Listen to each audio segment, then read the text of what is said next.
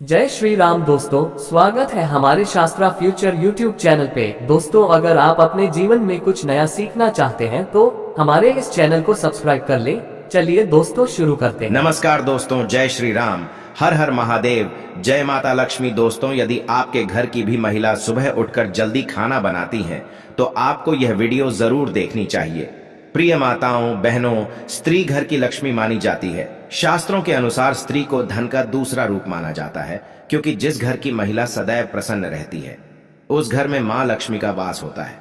दोस्तों, बागेश्वर धाम सरकार के द्वारा एक छोटी सी कहानी के माध्यम से बताया है, जिसे जानना आपके लिए बहुत ही ज्यादा महत्वपूर्ण है कि जिस घर की महिला सुबह जल्दी खाना बनाती है और यह 5 महत्वपूर्ण काम रोज करती है तो उस घर में स्वयं माता लक्ष्मी जी वास करती है।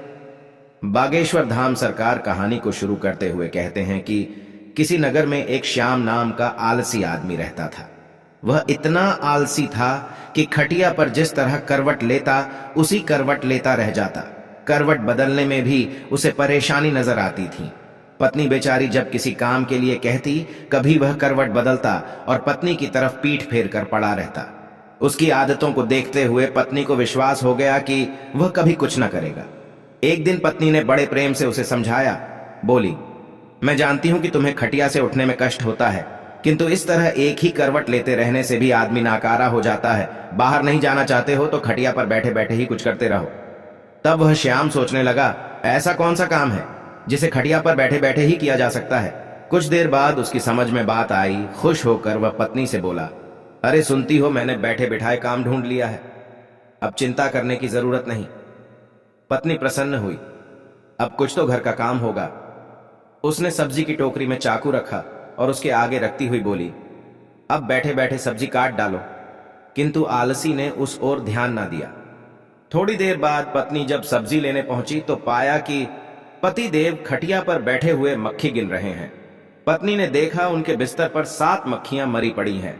पत्नी को देखते ही उछलकर बोला, देखा मेरा कमाल कि मैंने कैसे इतनी फुर्ती से 7 को मौत के घाट उतार दिया है। अब देखना है कि पूरे दिन में कितनी मार सकता हूं।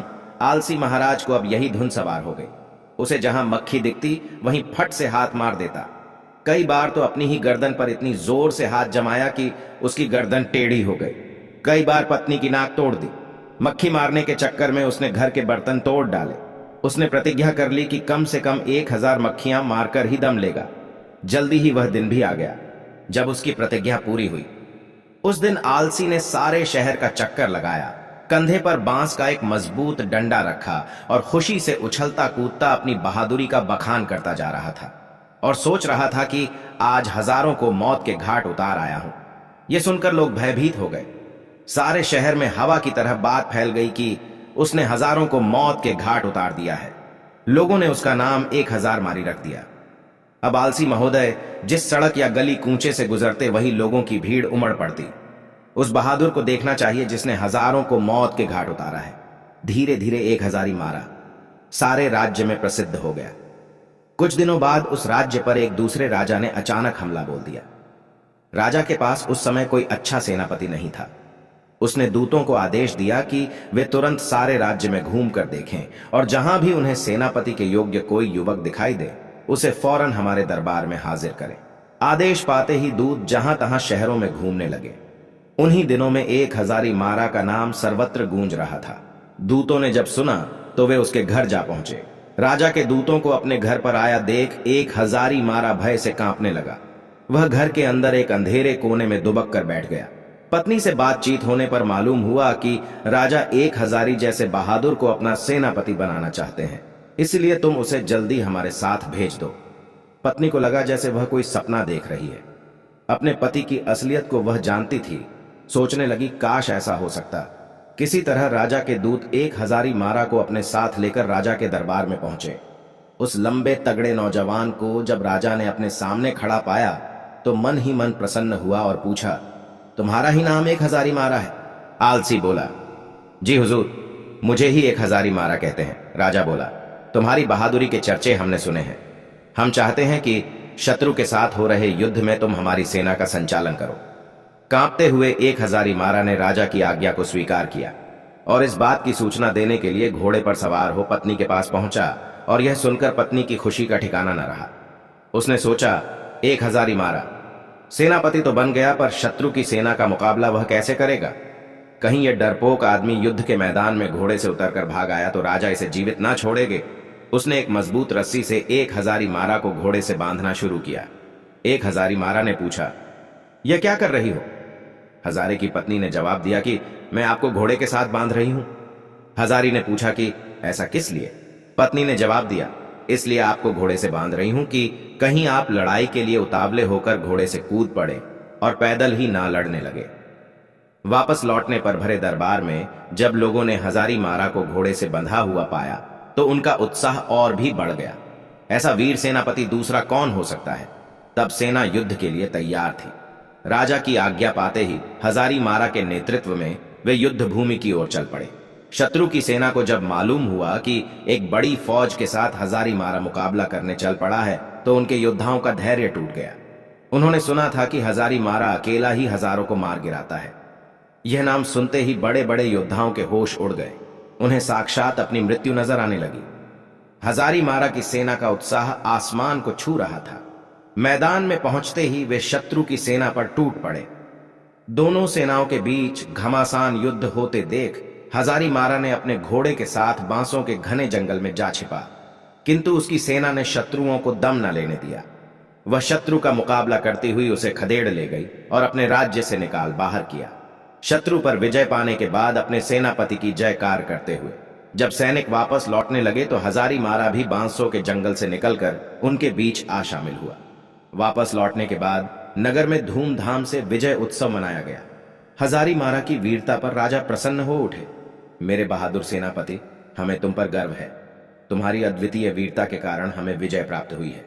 इसके पुरस्कार स्वरूप हम तुम्हें 1000 स्वर्ण मुद्राएं देते हैं। साथ ही हमेशा के लिए तुम्हें प्रधान सेनापति नियुक्त किया जाता है। घोषणा सुनकर हजारी मारा बहुत प्रसन्न हुआ और मन ही मन अपने भाग्य को सराहने लगा। उसके बाद राजा ने पूछा कि बहादुर सेनापति हजारी मारा जी, आप हमें यह बताइए कि आप इतना बहादुर भरा काम इतनी आसानी से कैसे कर लिया? तब हजारी मारा ने बड़े ही गर्व के साथ जवाब देते हुए बोला कि हे राजन, यह जो कुछ भी हुआ है यह सब मेरी समझदार और बहादुर पत्नी की वजह से हुआ है। इसमें एक बहुत ही गुप्त राज छिपा हुआ है जिसे मैं आपको अकेले में राजमहल से बाहर अपने घर जाने के बाद ही बताना चाहूंगा। राजा ने पूछा कि सेनापति हजारी मारा, यह बताओ कि तुम यहां वह गुप्त बात क्यों नहीं बता सकते हो? तो उसने कहा, यही तो मेरी सफलता का राज है जिसे मैं सबके सामने नहीं बता सकता। आपको मेरे साथ बाहर मेरे घर चलना पड़ेगा। तब राजा ने कहा, ठीक है, मैं तुम्हारे साथ राजमहल से बाहर तुम्हारे घर जाने के लिए तैयार हूं। तब राजा और सेनापति दोनों एक साथ राजमहल से सेनापति के घर गए। जब वह घर पहुंचे तो उन्होंने देखा कि सेनापति हजारी मारा की पत्नी अपने घर में बैठी बड़ी बेसब्री से अपने पति की इंतजार कर रही थी। जैसे ही हजारी मारा की पत्नी ने सुबह सुबह अपने पति और राजा साहब को अपने घर पर आते देखा, वह तुरंत उठी और राजा साहब के सम्मान के लिए उपयुक्त व्यवस्था करने में जुट गई। फिर राजा का बड़े ही सम्मान के साथ स्वागत सत्कार किया और वह खाना तो बना ही चुकी थी। तभी उसने राजा साहब के खाने के लिए भी चौकी सजा दी और राजा साहब को अच्छे से सुबह सुबह ही खाना खिला दिया। तो फिर हजारी मारा बोला, अब तो आपने देख ही लिया होगा और समझ भी गए होंगे कि मेरी जीत का असली राज क्या है। मतलब यह है महाराज, जैसा कि हम सभी को पता है कि जिस घर की महिला सुबह प्रातःकाल ब्रह्म मुहूर्त में उठ जाती है उसके घर में कभी भी लक्ष्मी की कमी नहीं होती है और उसके यहाँ लक्ष्मी का वास होता है।